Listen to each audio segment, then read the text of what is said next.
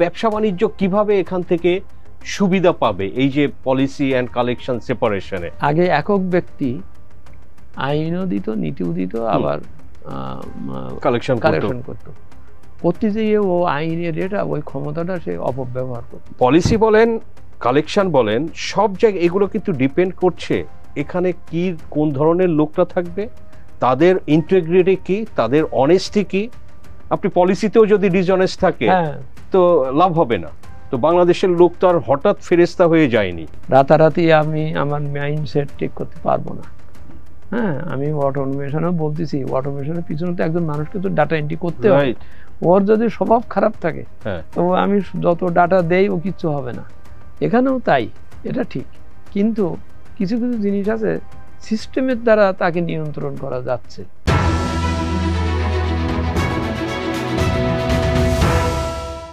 প্রিয় দর্শক, মিনরি Bangladesh presents TVS ইকোনমিতে আপনাদের সবাইকে স্বাগতম। আমি সাজ্জাদুর রহমান আছি আজকে আলোচনায়। দর্শক, আমাদের সঙ্গে অতিথি হিসেবে আছেন ডক্টর মোহাম্মদ আব্দুল মজিদ। আমরা অনেকেই চিনি, তার ফেস অতি পরিচিত। তো মজিদ স্যার বর্তমানে যে ইন্টারিম সরকার আছেন তাদের যে রেভিনিউ রিফর্ম কমিটি সেটা উনি লিড দিয়েছেন এবং চেয়ারম্যান হিসেবে দায়িত্ব পালন করছেন সোশ্যাল ডেভেলপমেন্ট ফাউন্ডেশন, যেটা মিনিস্ট্রি অফ ফাইন্যান্সের একটি কনসার্ন, তো সেটারও চেয়ারম্যান হিসেবে দায়িত্ব পালন করছেন।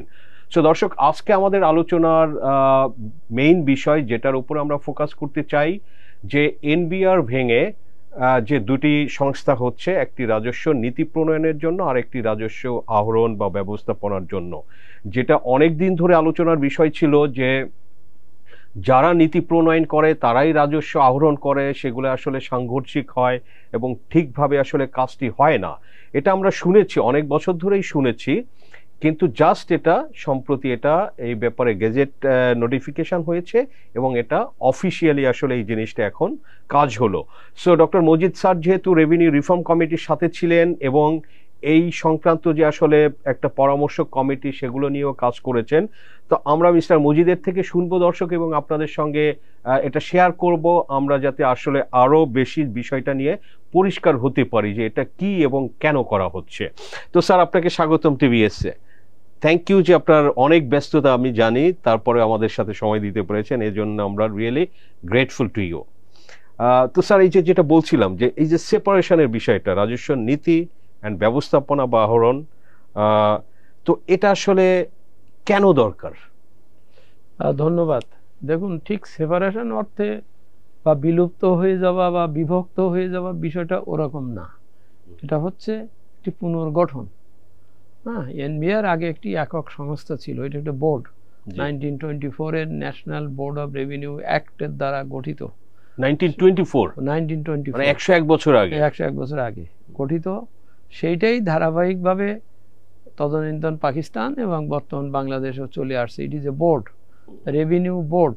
রাইট। 24 সালে যখন হয়েছিল তখন রেভিনিউ বলতে বোঝানো হতো খাজনা পাতি ইত্যাদি ইত্যাদি, আয়কর বা এসব বিষয়গুলো তখন অত আসেনি। যাই হোক, তবু রেভিনিউ বোর্ড, ওই আইডিয়ার থেকে রেভিনিউ বোর্ড। বোর্ড একটা সমন্বিত সত্তা, সে নিজে করে আর কি। তার যখন নিজস্ব এরিয়া ছিল, অর্থাৎ ওই যে বললাম চিরস্থায়ী বন্দোবস্তের আগ পর্যন্ত ছিল সেটা খাজনা পাতি এই সমস্ত সেস কর ইত্যাদি। চিরস্থায়ী বন্দোবস্ত মানে স্টেট অ্যাকুইজিশন অ্যাক্ট 1951 পাস হয়ে যাওয়ার পরে এনবিআর মূলত আবগারি শুল্ক আয়কর এই সবগুলোতেই এর বোর্ড হিসেবে পরিচিত হলো। আর ল্যান্ড রেভিনিউ বা অন্যান্য বিষয় অন্যান্যদের কাজে চলে গেল। এখন 72 সাল দেশ স্বাধীন হওয়ার পরেও ওই যে ব্রিটিশ আমলের আইনের বা পাকিস্তান আমলের যে ধারাবাহিকতা, সেটা ধরে বোর্ডই রয়ে গেল। এখন বাংলাদেশে এসে 77 সালে এসে দেখা গেল ওই বোর্ড ইন্ডিপেন্ডেন্টলি ফাংশন করতে পারছে না। পারছে না এই জন্যই যে বোর্ডের যিনি চেয়ারম্যান হন তিনি নিশ্চয়ই সিনিয়র লোক হন, এবার গুরুত্বপূর্ণ বিষয়টা, ডিপার্টমেন্টটা খুব গুরুত্বপূর্ণ, কিন্তু তাকে কাজ করতে হয় অর্থ বিভাগের অধীনে। হ্যাঁ, এখন অর্থ সচিব প্রায়শ দেখা যাচ্ছে জুনিয়র, ওই এর চেয়ারম্যান থেকে জুনিয়র নুরুল ইসলাম সাহেব, তারপরে আরো কয়েকজন সিনিয়র মানে খুব ভালো ভালো লোকেরা, তারা এটা চেয়ারম্যান ছিলেন। তো একটু খটোমটো বাদ ছিল। তখন গভর্নমেন্ট করলো, এই যে আজকেও যে ঘটনাটা ঘটলো অনেকটা ওইটার ধারাবাহিকতার থেকেই। সেটা হচ্ছে ৭৭ সালে গভর্নমেন্ট হঠাৎ করে তার মাথায় হলো যে আমি একটা ডিভিশন খুলি, ইন্টারনাল রিসোর্সেস ডিভিশন নাম দেই, যেমন আমার এক্সটার্নাল রিসোর্সেস ডিভিশন আছে, আইআরডি করি। ডিভিশন করলে হচ্ছে কি, এর যে সচিব হবে এই সচিবই এনবিআর এর চেয়ারম্যান হবে, একই পদবি দিয়ে ওই। এবং এটা করে কি হলো যে ওনারা আর এখন ফাইন্যান্স ডিভিশনের অধীনে যেতে হবে না, ফাইন্যান্স সেক্রেটারি যেতে হবে না, উনি সরাসরি অ্যাজ এ সচিব উনি অর্থ সচিব মানে অর্থ মন্ত্রণালয়ের কাছে যেতে পারবেন, মন্ত্রীর কাছে যেতে পারবেন। আর এদিকে ও ছিল যে বোর্ডের থেকে ওই একই লোক যেহেতু সচিব, সেই আবার বোর্ডের চেয়ারম্যান। ওখান থেকেই ব্যাপারটা আগেও ছিল ওই পলিসি নিয়ন্ত্রণ করা বা রাজস্ব আহরণ করে একই লোকেরই ছিল, কিন্তু তখন অর্থনীতি এত বড় হয়নি, এত বিষয় এত কথা ওঠে নাই। আর অভাব স্বভাবের ব্যাপারটা তো ঘটেই যায় সময়ের অভ্যন্তরে। আগে হয়তো মানুষ সহজে আপনাকে বিশ্বাস করতো, আপনি এটা কথা বললে এটা ফেলবেন না বা ফেলা যাবে না এরকম মনে করা হতো, অনেকগুলো মূল্যবোধ ছিল। সময়ের প্রেক্ষাপটে এখন আর কেউ কথা বললেও সহজে কেউ কথা বিশ্বাস করতে চায় না। আচ্ছা, কেউ কথা রাখে। স্যার এটা তো অনেক ব্রডার ইস্যু, বাট এই যে ৭৭ সালের থেকে যে এটা বলছি, তো তারপরে এটা হলো ৭৭ সালে ওরা করলেন যে আইআরডি গঠন করলেন এবং ওর চেয়ারম্যান সচিব, ওর সচিব চেয়ারম্যান হিসেবে গেলেন। যাওয়ার পরে চলতে আছে দেখা যাচ্ছে যে এনবিআর দিন দিন বড় হয়ে যাচ্ছে, যেহেতু অর্থনীতি বড় হচ্ছে, অর্থনীতিতে রেভিনিউ আর্ন হচ্ছে ইত্যাদি ইত্যাদি, গভর্নমেন্টের রেভিনিউর উপরও নির্ভরশীল বেড়ে যাচ্ছে। আগে কিন্তু অত ছিল না, সে বিদেশ থেকে এরশাদ সাহেবের আমলে বিদেশ থেকে লোন নিয়ে কাজ করা হতো, মানে এই ডিপেন্ডেন্ট ছিল একসময় অর্থনীতিটা। কিন্তু এখন তো এই নিজস্ব রেভিনিউর উপরে বড় হতে হচ্ছে আর নির্ভরশীল হতে হচ্ছে, এবং অর্থনীতি সেইভাবে বড়ও হয়েছে, যথেষ্ট বড় হয়েছে। তো সেটার করাতে তখন এনবিআর ওই তার পাওয়ার এক্সারসাইজ করতে যেয়ে সে আস্তে আস্তে ওই টু ইন ওয়ান আর কি, ওই যে সচিব এখানে এসে চেয়ারম্যান, ওখানে নীতি, এখানে চেয়ারম্যান, একই ব্যক্তি, এবং পাওয়ার হওয়াতে তার হওয়াতে অর্থনীতি বড় হওয়াতে এনবিআর এর দুইটা ক্ষমতা, দুইটা কাজ, rules making as well as implementation একসাথে একীভূত হয়ে গেছে। অসুবিধা কি স্যার? না, অসুবিধা প্রচুর হচ্ছে। সেটা হচ্ছে যেমন আমি বলি, পুলিশকে আপনি যদি বলেন যে কখন কখন গুলি করতে হবে, এই আইন তুমি তৈরি করে আনো, তো তখন পুলিশ তো দেখবে ওর সুবিধা মতন সে গুলি করবে, সেই সব প্রভিশন ওখানে রাখবে। কারোর পয়সা দিলে গুলি করবে না, কারোর পয়সা দিলে করবে। কোনো সময় ওই ম্যাজিস্ট্রেটের কাছে জিজ্ঞেস করে ধারবে না, সে করে ওই আইনের ভিতরে সব করে নিছে। নেওয়ার পরে দেখা গেল যে ও কারো কথা আর শোনে না, ও যারে গুলি করার তারে করে না, যার করার কথা তারে করে, এই টাইপের করে ও একটা সর্ব টাইপের একটা মনোপলিস্টিক একটা ডিপার্টমেন্ট হয়ে গেছে লোক। এনবিআর এর ব্যবস্থাটা তাই। এনবিআর এর আগে অর্থনীতি ছোট ছিল, এ কথা এত উঠে নাই, মানুষের সততা বা চিন্তা চেতনা এত জটিল হয় নাই, পলিটিক্যাল ইকোনমি এত জটিল হয় নাই তখন। এখন হয়েছে যেহেতু, তখন এ দেখলো যে এর ক্ষমতা খুব করছে, মিস ইউজ করতেছে, ডিসক্রিশনারি পাওয়ারে করতেছে। না, আপনার এই ফাইল আমি বিশ্বাস করলাম না, আপনি 4 বার বিদেশে গেছেন, আমি এটাকে অ্যালাউ বলে এক্সপেন্ডিচার ধরলাম না। সবসময় আমি এটা মনের একটা আপনার একটা সন্দেহ টাইপের আর কি, এটা তার হতেই হয় ধারণা, সে মনে করে মানে চোর তো চুরি করবেই, কিন্তু গৃহস্থের সজাগ থাকতে হবে। ওই নীতিতে সে আস্তে আস্তে সময়ের প্রেক্ষাপটে সে কেমন এক ধরনের অ্যাগ্রেসিভ হয়ে গেল, এবং দেখা গেল যে রেভিনিউ যদি 5 টাকা আয় হয়, তার চাইতে 12 টাকা রেভিনিউ হয় আন্ডারগ্রাউন্ডে চলে যাচ্ছে, আন্ডারহ্যান্ডে চলে যাচ্ছে, যেহেতু ওর হাতে পাওয়ার আছে। আর করদাতা যেহেতু সবসময় একটু ভীতু থাকে, স্বাভাবিক থাকে যে কখন ধরে ফেলে বা ইত্যাদি। অন্যায় তো কেউ যে করে না তা তো না, ছোটখাটো ভুল থাকতেই পারে, সেইগুলো নিয়ে এসে চিন্তিত থাকে। এই যে বড় ছোট হয়ে গেল এনবিআর বড় মানে হতো, তখন প্রশ্ন উঠলো, ওয়ার্ল্ড ব্যাংক বললো, সবাই বললো এর থেকে ওই ইমপ্লিমেন্টেশন আর পলিসি দুটো আলাদা করো। পলিসির কাজ হবে, সে পলিসি তৈরি করে দেবে, কত রেট হবে, কি হবে, এসআরও কি হবে, এ হবে তা হবে, সে সকলের সাথে আলাপ টালাপ করে সে করে দেবে, এবং সে he must be private sector centric হতে হবে, হয়ে যাবে। মানে পলিসি কারা করবে এখানে? পলিসি ডিভিশন, ওই যে পলিসি ডিভিশন ভাগ করা হয়েছে, রাইট। তো সেখানে কি আপনার ধরেন যে এরকম যদি হয় যে যেটা হয় ইউজুয়ালি আমরা প্রশাসনে দেখি যে প্রশাসন ক্যাডারের লোকই সব জায়গাতে কি পজিশনগুলোতে বসে, তো এখানেও যদি সেটা হয় তো প্রশাসন ক্যাডারের লোক যে ব্যাপারে বিশেষজ্ঞ তা তো না। না, এই তো এই পয়েন্টের থেকেই কিন্তু এই যে সেপারেশনের সারা নজরুলটাই ওখান থেকেই আসছে। যে দেখা যাচ্ছে যে এনবিআর এর চেয়ারম্যান বলে যে আইআরডি সচিব দিচ্ছে সে অ্যাডমিন ক্যাডারের লোক, রাইট। সে এসে এগুলো বুঝতেছে না, এরা প্রফেশনাল লোক, এরা করতে পারছে না। এটাও একটা ওয়ান অফ দি কারণ যে এ করা। আবার অ্যাট দ্য সেম টাইম এটাও ঠিক যে আপনি পলিসি বানাবেন, আবার আপনি ইমপ্লিমেন্টর। আপনি যদি ইমপ্লিমেন্টর থাকার সময় এসে যদি আবার পলিসি বানানো শুরু করে দেন তাহলে তো আপনার মাথায় ওই এটা রয়ে গেছে। সুতরাং পলিসিটা একটু অ্যাডমিক্সচার করতে বলা হচ্ছে, যে নট নেসেসারিলি যে ওরা আর এরা। এবং এরা সেটা বলতেছে যে আন্দোলনকারীরা, তারা বলতেছে, আমি মনে করি তাদেরও যুক্তি আছে, তারা তাদের যৌক্তিগত কথা থাকতেই পারে আছে। তারা ভাবছে যে আমি এটা একটা প্রফেশনাল ক্যাডার, খুব ট্যালেন্টেড এবং টেকনিক্যাল ক্যাডার, এটা খুব মেরিটোরিয়াস লোকদের, অফিসারদের দরকার। এবং এরাই অর্থনীতি কোন দিক যাচ্ছে না যাচ্ছে সব দিক খেয়াল রেখে তারপরে করে। এগুলো সব আছে হলিস্টিক কথাবার্তা, সব লেখা আছে, সব ঠিক আছে, কিন্তু সে সেইভাবে আর সে করলো না। সে এনবিআর এর চেয়ারম্যান হয়ে সে দেখা গেল যে বাড়াবাড়ি যারা বলে বা এটা ওটা করছে, কারণ সে গোড়ার রুট থেকে উঠে আসেনি। ঠিক তেমনি এখন ওরাও যে আন্দোলন করছে, ওরা আমাদের সাথে বলেছে, আমরা যখন এটা ডিভাইস করতেছিলাম, ওরা বলছে স্যার আমি এত কষ্ট করে আমি একটা প্রফেশনাল সার্ভিসে আমি চাকরিতে এসছি এই কাজ করার জন্যে, এবং এটার সাথে আমার বহু রিস্ক জড়িত, কারণ সবসময় আইনের ব্যাখ্যা দিতে হয়। এনবিআর তো কোনো লোক বা কোনো কিছু এরকম আচ্ছা তোমার দিলাম 4টা ওর 5 টাকা চাইলাম এরকম, ওরা সব ব্যাখ্যা করে করতে হয়, আইনের ইন্টারপ্রিটেশন লাগে। তা সেই ইন্টারপ্রিটেশন করার ক্ষমতা তো সবার নাই। আমি এখানে চাকরি করে করছি, এখন আপনি একটা ডিভিশন খুলছেন, তা আমার কি হবে? আমি কি আপনার ওই হিন্দুস্তানে যাব না পাকিস্তানে থাকবো? হ্যাঁ, দেশ তো ভাগ হয়ে গেছে, এখন আমি ওই পারে থাকবো না এই পারে থাকবো, এই প্রশ্ন উঠতেছে। আমি এই পারের লোক বলে আমি আর মোটে ওই পারে যেতে পারবো না, এটা যেমন ঠিক না, তেমনি আবার ওই পারের লোকে বলতে পারে যে তুমি যদি আবার সব ওই তোমার ঘটি বাটি নিয়ে এখানে আসো, তাহলে তো আর এখানে আর ওই সেপারেশন হওয়ার আর কথা থাকে না। এরকম একটা জায়গায় যে এই কিন্তু জিনিসটা হচ্ছে। ওরাও ভালো বোঝে যে NBR is a very talented service.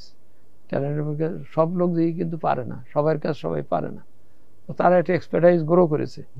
সেজন্য বলছে যে আপনি যদি আলাদা একটা ডিভিশন খোলেন বা আমাদের ডিভিশন খোলেন, তাহলে কে চেয়ারম্যান হবে না কে সচিব হবে, সে কি ধরনের লোক, নিশ্চয়ই তার একটু চামড়া মোটা হতে হবে, কারণ নানান ধরনের হেটেরোজেনাস পিপুলের ভিতর থেকে তাকে চালন করতে হবে, দেখতে হবে।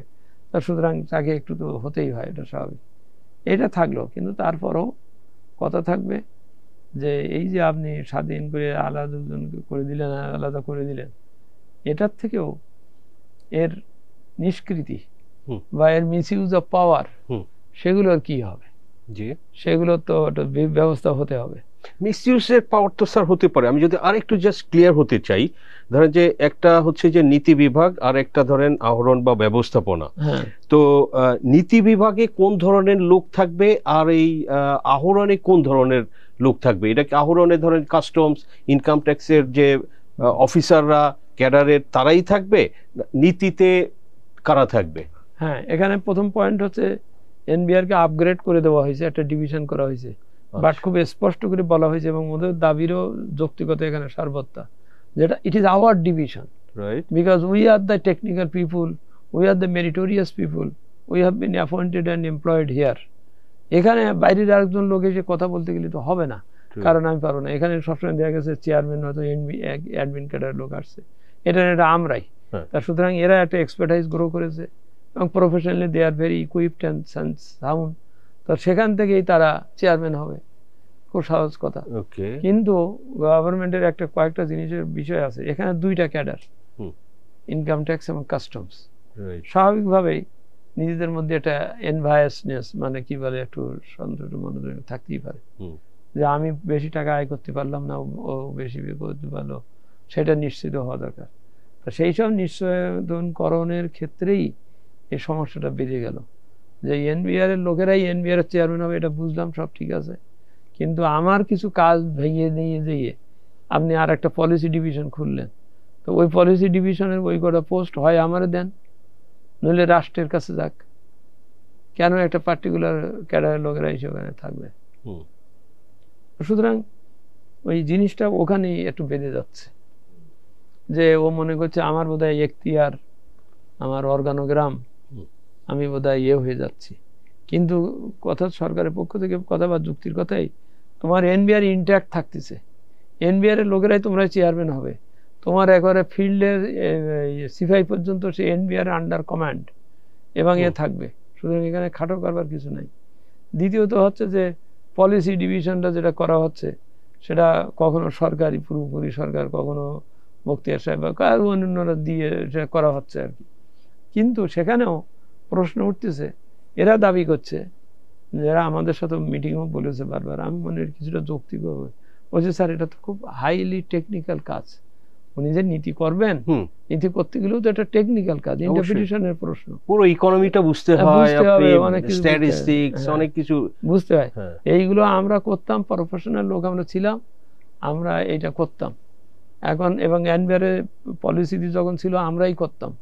এখন এনবিআর এর পলিসির কাজ যদি আরেক জায়গায় যায়, আরেক ডিভিশনে যায়, তখন ওখানে যে লোক যাবে বা যারা থাকবে তারা কিভাবে চলবে, তাদের কি নীতিমালা হবে, কি করার থাকবে, তাদের ভালো মন্দ তাদের বুঝতে হবে, সেই বিষয়টা থাকতে হবে।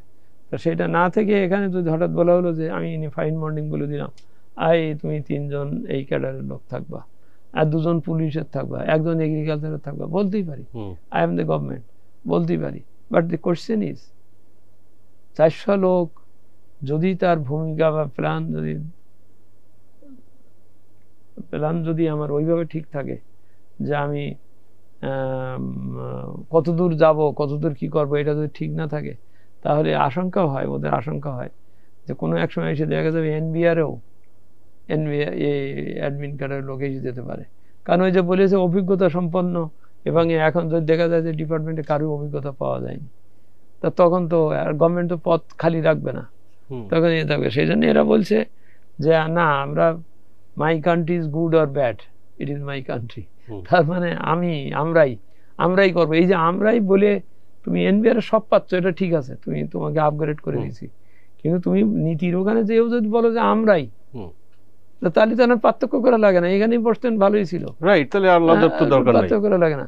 পার্থক্যটা করাই হচ্ছে ওই জন্যই যে ও যেন ইন্ডিপেন্ডেন্টলি ডিসিশন নিতে পারে, তুমিও যেন ইন্ডিপেন্ডেন্টলি চলতে পারো, তোমার চলার একটা পথ পদ্ধতি প্রক্রিয়া। বাট পলিসিতেও তো ওনাদের মতো যারা এক্সপার্ট, যেটা আপনি বলছিলেন যে টেকনিক্যাল নলেজ লাগে, এক্সপার্টাইজ লাগে, তো পলিসি ডিপার্টমেন্টও তো এদের লাগবে, সে কথাও লেখা আছে ওখানে, বলা হয়েছে যে এরা প্রাধান্য এরা পাবে, এরা এই জাতীয় লোকের। আর ওখানে তো আরো অনেক কাজ আছে। আবার কি স্যার এরকম হতে পারে যে আজকে যে সে পলিসিতে কাজ করছে, সে 1 বছর পরে আবার আপনার যে ট্যাক্স আহরণ বা ব্যবস্থাপনা ওই ডিপার্টমেন্টে বদলি হতে পারে, এরকম কি হতে পারে? পারবে।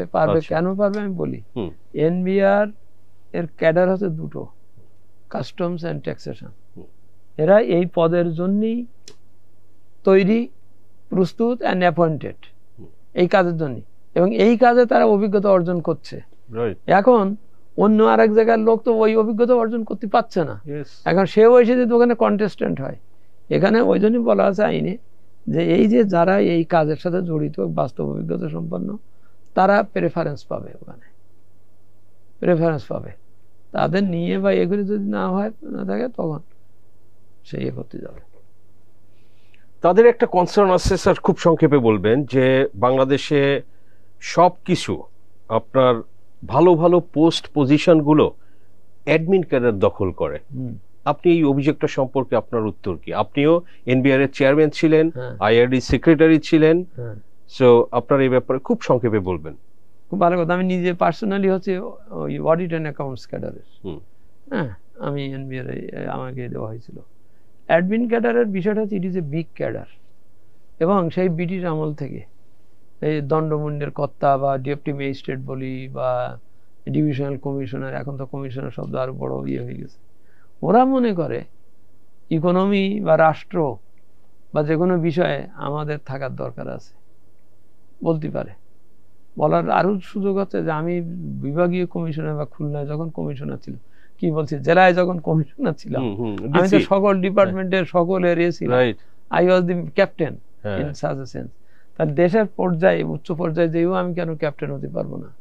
এতটা মিনিস্ট্রি, মানে মাইন্ডসেটটা এরকম। হ্যাঁ, মাইন্ডসেট ওইরকম, এতটা মিনিস্ট্রি আছে, তারপরেও দেখা যাচ্ছে যে অ্যাডমিন এই কাস্টমস ক্যাডার তারা দুটো মিনিস্ট্রি নিয়ে নিচ্ছে, পলিসিও নিচ্ছে এও নিচ্ছে, কনফ্লিক্টটা ওইসব জায়গায় বাদে আর কি। আর এ বলছে যে দুটোই কাছাকাছি, কিন্তু ওই যে রেল লাইন চলে সমান্তরালের মতো আর কি, একসাথে মিলিত হয় না আর কি। আর ও বলছে যে আমি এনবিআর এর চেয়ারম্যান বা সদস্য হিসেবে আমি আইন কানুন দেখতে দেখতে আমি শুনো হয়ে গেছি, ভালো হয়ে গেছি, এই আইনে যদি কেউ ব্যাখ্যা চায় আমার চেয়ে কেউ দিতে পারবে না। স্বাভাবিক, কারণ এখানে যা টাইম টেবিল ওখানে টাইম টেবিল ইত্যাদি মেলে না, সেটা দেবে। তো সেই জন্য ওরা বলছে যে ওখানকার পোস্টগুলো সব পোস্ট না, কিছু পোস্ট আমাদের জন্য রিজার্ভ রাখেন, যে আমরাই যাব। সেটা কি রাখা হয়েছে কিছুটা অন্য ভাষায়, ওই জন্যই তারা একটু ইয়ে করছে, রিজার্ভ রাখেন, আমরাই যাব। আর ওই পক্ষ থেকেই কথা হচ্ছে যে আমি কেন একটা ক্যাডারকে দিয়ে আমি এখানে সীমাবদ্ধ হয়ে যেতে চাই। কোনো এক সময় দেখা যাবে ওদের একটা ভালো লোক নাই, ইহুদি পাচ্ছে, তাহলে তো সে ওখানে যেতে পারবে না। অনেক সময় তো হয় পলিটিক্যাল কনসিডারেশন, এই অ্যাপয়েন্টমেন্ট গুলো তো দেয়, মানে যোগ্যতা না থাকার পরেও তো এটা দিতে পারে, কারণ সরকারের ইচ্ছা দিয়ে দিল। ইচ্ছা সরকারের ইচ্ছাটারও প্রতিভূ হচ্ছে শানে নজরুল, হচ্ছে it is the government of the people, for the people and by the people. Right. অর্থাৎ রাষ্ট্রপতি বা রাষ্ট্র, তিনি একজন ব্যক্তি রাষ্ট্রপতি নন, তিনি সমগ্র জনগণের উপরে এক নম্বর দাগে, আর নইলে ওনারা মানবে না। ওই কি বলে এ থাকে। রাইট স্যার, আমরা যদি একটু ধরেন একটু আলোচনা চেঞ্জ করি, যে এই যে সেপারেশন পলিসি অ্যান্ড কালেকশন অনেক দিনের দাবি, বিশ্ব ব্যাংক, এডিবি তারাও বলেছে বিভিন্ন সময়, আপনারাও বলেছেন, কিন্তু এটা করলে দেশের অর্থনীতির, ব্যবসা বাণিজ্যের কি সুবিধা হবে, কি লাভ হবে, এটাই লোকজন জানতে চাই, সেটা আপনার থেকে জানতে চাই। সঙ্গত প্রশ্ন, জানতে লোকজন না, আমিও চাই, কারণ এইটা করাতে কি হলো বা কি হচ্ছে বা কোন দিক যাচ্ছে, কি হবে, আমার রেভিনিউ আর্নিং এর কোনো আবার সেটব্যাকে পড়বে কিনা। হ্যাঁ, এটা কিন্তু আমরা যথেষ্ট সিরিয়াসলি ভেবেছি, চারিদিক থেকে নানান কারণে নেগেটিভ পজিটিভ সবকিছু দিয়ে আমরা দেখেছি যে এটা এমন একটা সংস্কার, এই কাজটা এমন একটা সংস্কার যেটা দুজনকেই এম্পাওয়ার করবে। ও ভালো করে কাজ করতে পারবে, ও এখন যেরকম এখন আজকে বন্ধ, এর আগের দিন পর্যন্ত কি ছিল, ও ইমপ্লিমেন্টেশনের কাজ করার দায়িত্ব ওর, ও ওই মাথায় পলিসি বানাবার ধান দেওয়ার মাথায় থাকলে একসাথে ও তখন নাইদার দিস নর দ্যাট ভালো করে করতে পারে না, বা নিজেকে দায়িত্ববোধ মনে করতে পারে না। দায়িত্বের বোধের ব্যাপারটা এই জন্য আসছে, ওর মনে কিন্তু একটা দুর্বলতা থাকে, কারণ আইনটা আমি বানিয়েছি আর আমি প্রয়োগ করছি, এক ধরনের ইয়ে থাকে। আর ওর সফলতা ওই আইন বানিয়ে দিয়েছে গভর্নমেন্ট, সরকার, আইন নড়বে তা হুকুম নড়বে তা হাকিম নড়বে না, আইন মেনে নিয়ে আমি আইনের ডিপার্টমেন্টের লোক হলেও আমি ওই আইন অনুযায়ী চলবো, আমি ওই আইনের ভিতরে এমবেডেড হব না, বা আমার হবে না, হলি তাহলে তো আমার সত্তা থাকছে না। এখানে কিন্তু ব্যাপারটা ওইটা। কিন্তু স্যার এই যে লাভ কি হবে, ধরে যে এই যে ট্যাক্স দেয় তো মানুষ, কোম্পানি, প্রাইভেট সেক্টর, আজকে বাংলাদেশে 4 লাখ কোটি টাকা রেভিনিউ আদায় হয়, এটা 2008-09 সালে ছিল 52,000 কোটি টাকা। ট্যাক্স জিডিপি রেশিও কমলেও আমাদের কিন্তু রেভিনিউ বেড়েছে অনেক। তো এটা এই যে প্রাইভেট সেক্টর বা ব্যবসা বাণিজ্য কিভাবে এখান থেকে সুবিধা পাবে, এই যে পলিসি অ্যান্ড কালেকশন সেপারেশনে, আপনার কাছে কি মনে হয় যে এটা আলটিমেটলি, এরা তো ইউজার, ক্লায়েন্ট, এদের সুবিধাটা কি হবে? এদের সুবিধাটা সবচেয়ে বেশি হচ্ছে, আগে একক ব্যক্তি আইনও দিত, নীতিও দিত, আবার কালেকশন করতে যেয়ে ও আইনের এটা ওই ক্ষমতাটা সে অপব্যবহার করতো। ওকে, ওই যে যেটা শুরুতেই বললেন ডিসক্রিশনারি পাওয়ার, সে করতো না, আমি যা মনে করবো তাই, আইনের ভিতরে তাই লেখা আছে। উনি যদি মনে করেন, তা উনি মনে করার উপরে তো না, এটা রাষ্ট্রের একটা রেভিনিউ আর্নিং এর ব্যাপার, এবং এর সাথে আর একটা পক্ষ জড়িত, যে না দিলে আমার রেভিনিউ হবে না। ও কষ্ট করে টাকা আয় করে, ও কিন্তু দেবে না। এখন এটাই আমি যদি আমার নিজের ডিসক্রিপশন পাওয়ার দিয়ে বলি, না আপনি গতবার 50 টাকা দিয়েছিলেন, এবার আপনি 60 টাকা দেবেন, আমার গ্রোথ দেখাতে হবে, আমার টার্গেট দিছে সরকার, আমার গ্রোথ দেখাতে হবে, অর্থাৎ বলে ও নিজেই একটা হুইমজিক্যাল একটা ইয়েতে এসে যায়, ফলে ও ক্ষতিগ্রস্ত হয়, ওর কস্ট অফ ডুইং বিজনেস বাড়ে। এইটা দিতে তার হয়তো সেলস ওই লেভেলে হয় নাই, প্রফিট আগের বছরের মতো হয়নি, গত বছর ব্যবসাই হয়নি, আমি আপনার দেব কি করে? কিন্তু ও ওই যে সেই ব্রিটিশ আমল থেকে ওর মাথায়, ওর মাইন্ডসেট, ওর ভিতরে একটা ঢুকে গেছে, এই যে চোর তো চুরি করবেই, 50 দিছেন আগেরবার, এবার 60 দিতে হবে, গৃহস্থের সজাগ থাকতে হবে। গৃহস্থের সজাগ কিভাবে? আমি তোমার উপরে চাপ সৃষ্টি করলাম, এবং ও কিন্তু এই হচ্ছে। আমরা ভালো করে একটা হিসেব করে দেখেছি, বর্ডারে যেরকম ইনফর্মাল ট্রেড হয় না, কিছু মাল সরাসরি এলজি টেলজি খুলে আসে, আর কিছু লোক মাথায় হাতে করে পকেটে করে নিয়ে আসে, ইনফর্মাল, ওর কোনো হিসেব নাই। কিন্তু অনেক জিনিস, কিন্তু কারণ আমার চারিধারে যে বর্ডার, তাতে ভারতের যে অবস্থান বা জিনিসপত্র, প্রচুর জিনিস কিন্তু আসে, হ্যাঁ, কিন্তু ওর হিসেব নাই। দ্যাট ইজ ইনফর্মাল ট্রেড, মানে ফর্মাল ট্রেড না। আমাদের এই এনবিআরও এবং আরো কয়েকটা রেগুলেটরি ডিপার্টমেন্টে ইনফর্মাল রেভিনিউ কাজ করছে। কিভাবে? যেমন আপনি গেছেন আমার কাছে, আপনার একটা ফাইল নিয়ে আসছেন, সাজ্জাদ সাহেব সব দেখলাম ভালো আছে, আমার মনে হয় আপনি কিছু লুকাচ্ছেন, হ্যাঁ, বা আপনার মানে আপনাকে একটা অবিশ্বাস করে নেবে, সামনে ধরে নেবে, নিয়ে বলবে, তো আপনি বলবেন যে ঠিক আছে আমার কি হয় আপনি হিসেব করে বলবেন। তখন ও প্ল্যান করবে যে আপনার লাগবে হয়তো 12 টাকা, বলবে কি আপনার 36 টাকা দিতে হবে। কেন ভাই? হ্যাঁ, এটা 36 টাকা দেবেন কিনা বলেন, নাইলে আপনার ফাইল হবে না, ইত্যাদি। তখন উনি চিন্তা করে দেখে যে ওরে কিছু দিলে যদি আমি 36 টাকার কিছুটা মাপ পাই, তা ভাই কিছু একটা পত্র তো হয় না, ওই তখন কিছু দিলে তখন 12 টাকা করে দেয় বা 15 টাকা করে দেয়, টাকা কিন্তু নিয়ে নিছে। টাকার অঙ্ক বেশি হলে 12 টাকার কমও করে দিতে পারে, সে পারে, তার ডিসক্রিপশন পাওয়ার আছে, কারণ সে ওই টাকা আগেরটা নিয়ে নিছে। ওই যে ইনফর্মাল রেভিনিউ নেওয়া হয়ে গেছে, কিন্তু টাকা নেওয়া হয়ে গেছে, ওই টাকা রাষ্ট্রকে দেয়নি। এখন করদাতা যদি চ্যালেঞ্জ করে বলে, এই সেপারেশনটা করার উদ্দেশ্য হচ্ছে করদাতাকে এম্পাওয়ার করা। করদাতা এই এনবিআর এর দ্বারা যদি এরকম হ্যারাসড হয়, ওর সঙ্গে সঙ্গে ওখানে যাবে, কারণ আপিলটা ওখানে রাখা আছে পলিসিতে, ওখান যে বলবে দেখেন ইনি কি করতেছে। এখন সেখানে ও তখন নিরপেক্ষ, ওর ওখানে বিচার বিভাগের লোকও থাকবে, অন্যান্য লোকেরা থাকবে, ও দেখি বলবে, বলবে তুমি তো এটা ঠিক করো নি ভাই, এটা ঠিক করো, বা এটা এইভাবে করো, বা ইত্যাদি বলবে, এবং রেভিনিউর একটা হবে, ওই মানুষের একটা পাইলো, রেড্রেস পাইলো। কিন্তু বর্তমানে যে হচ্ছে যে এই আজকে পর্যন্ত ধরি, যেটা আপনি আপনার ফাইল আমি অ্যাসেস করলাম, করে বললাম 25 টাকা দিতে হবে, তা আপনি বললেন না আমি একটু অ্যাপিল করবো, তা আপিল কার কাছে? আমার কাছেই, কারণ আমিই তো, আমি নাইলে আমার চাচাতো ভাই, হ্যাঁ, মানে ওরাই আর কি, আমি। এবং এখানে আমার একটা গোষ্ঠীগত একটা ঐক্যবদ্ধতা তো রয়েই গেছে, যে আমার কলিগ এখানে 25 টাকা ট্যাক্স ধরেছে, আমি যদি এখন হিসেব করে বলি না এটা 15 টাকা হবে, তাহলে ওরও মান সম্মান থাকে না, আমারও থাকে না। এবং আমি যে 15 টাকা, এগুলো আইন কানুনের ব্যাপার তো, সবসময় সব হিসেব কিন্তু আইনের ব্যাপারের দ্বারা ধরেছে। আমি ও 25 টাকা ধরেছে, আমি এটা বিচার করে 15 টাকা করলাম, আমারও কিন্তু পরে এসে ধরবে যে তুমি কোন কাণ্ড জ্ঞানে 25 টাকা রেভিনিউ থেকে কমিয়ে তুমি 15 টাকা করলা। কিন্তু এটা যে স্বাধীন থাকে, যে ও যেই অন্যায় করবে এরা এসে বলবে, এ ওর লাভ লোকসান দেখবে না। স্যার, আলোচনা শেষের দিকে আমরা ছোট দুইটা প্রশ্ন।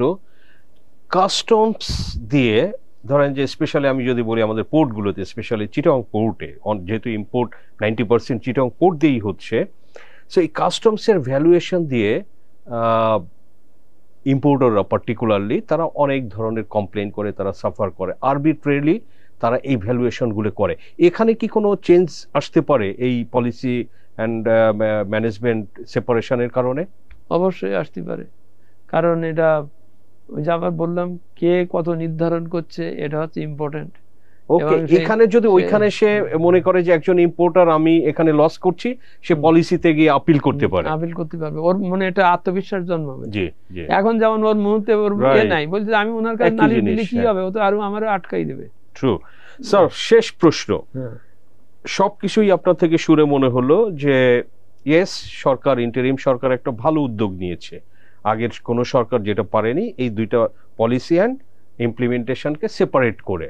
এবং আপনার আলোচনায় আশা করি দর্শকরাও বুঝতে পেরেছে যে এটা আসলে কতটা দরকার। কিন্তু পলিসি বলেন, কালেকশন বলেন, সব জায়গায় এগুলো কিন্তু ডিপেন্ড করছে এখানে কি কোন ধরনের লোকটা থাকবে, তাদের ইন্টিগ্রিটি কি, তাদের অনেস্টি কি। আপনি পলিসিতেও যদি ডিসঅনেস্ট থাকে তো লাভ হবে না। তো বাংলাদেশের লোক তো আর হঠাৎ ফেরেস্তা হয়ে যায়নি। এখানে কি আপনার কি অবজারভেশন? এখানে অবজারভেশন হচ্ছে রাতারাতি আমি আমার মাইন্ডসেট ঠিক করতে পারবো না। হ্যাঁ, আমি অটোমেশনও বলতেছি, অটোমেশনের পিছনে তো একজন মানুষকে তো ডাটা এন্ট্রি করতে হয়। ওর যদি স্বভাব খারাপ থাকে তো আমি যত ডাটা দেই ও কিচ্ছু হবে না। এখানেও তাই, এটা ঠিক। কিন্তু কিছু কিছু জিনিস আছে সিস্টেমের দ্বারা তাকে নিয়ন্ত্রণ করা যাচ্ছে। যেমন আগে ওই ওনার কাছেই আমাকে অ্যাপিল দিতে হতো এবং উনি বলতেন যে দেখেন আমি তো পারবো না, কারণ আমি আমার লোকই করেছি এটা, আর আমি যদি এখন আবার কমাই আমার আবার আইনে ধরবে, অর্থাৎ এই আইনের ভিতরে আমি আটকা আছি। কিন্তু এখন যেটা সেপারেশনের পরে এখানে সে হবে রিড্রেস চাপে ওখানে যেয়ে, ওর এখানে কোনো নাই, স্টেক নাই। হ্যাঁ, এখানে তো শুধু ওরাই ছিল বলে ওর কাছে এরকম মনে হয়েছে, ওখানে তো ও একটা আলাদা লোক এবং ও কিন্তু ভরসা করে ওখানে যাবে এবং ন্যায্য বিচার পাবে এই প্রত্যাশা করে এসে গেছে। ওরও দায়িত্ব যে ন্যায্য বিচার দিতে হবে। এখানে কিন্তু এটা ছিল না, যদিও আইন কানুনে বলা আছে যে আমি দেখবো সব ঠিক আছে, হ্যাঁ, কিন্তু আসলে হয় না, বাস্তবিক ভাবে তো সেটা ছিল না, আমরাও দেখেছি। আর আপনি এনবিআর এর এক্স চেয়ারম্যান হিসেবে তো আপনার নিজের চোখে অনেক কিছু দেখার অভিজ্ঞতা আছে। সো ডক্টর মোহাম্মদ আব্দুল মজিদ, আপনাকে অসংখ্য ধন্যবাদ টিভিএস এ সময় দেওয়ার জন্য। আমিও টিভিএস এর দর্শকদের বিশেষভাবে অভিবাদন জানাই, ধন্যবাদ জানাই। Thank you sir. দর্শক, আমরা আলোচনা করলাম এবং আপনাদের সঙ্গে শেয়ার করলাম। আমাদের আলোচনা ভালো লাগলে লাইক করবেন, শেয়ার করবেন। আপনাদের সবাইকে ধন্যবাদ।